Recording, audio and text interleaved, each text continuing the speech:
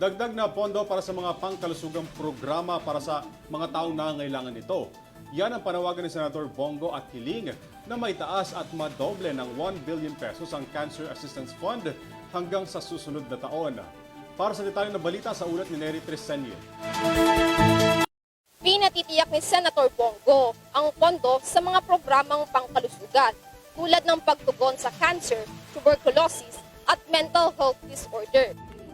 Sa pagdinig ng Committee on Finance para sa budget ng DOH, sinabi ni Go na dapat magbigay ng focus at tiyakin ng pagpondo para sa mga programa upang matugunan ng iba pang mga sakit tulad ng cancer, tuberculosis at mental health disorders.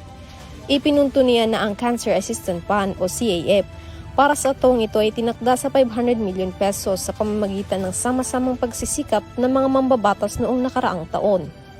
Iminungkahi ni Go na doblein ito sa 1 billion pesos para sa susunod na taon. Gayunpaman, nagpahayag siya ng pagkabahala sa kasalukuyan na iulat na underutilization ng pondo. Ang panawagan ng senador para sa dagdag na pondo ay naaayon sa National Integrated Cancer Control Act o NICCA sa ilalim ng Republic Act No. 11215 na nilagdaan ni dating Pangulong Rodrigo Duterte noong 2019.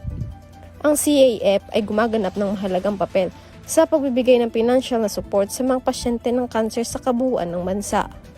Higit pa rito ay pinahayag ni Go ang kanyang suporta para sa isang panukalang pondo para sa cancer na layong tumulong sa mga overseas Filipino workers, isang proyektong ipinagtanggol ng yumaong kalihim na si Susan Toots Ople ng Department of Migrant Workers o DMW.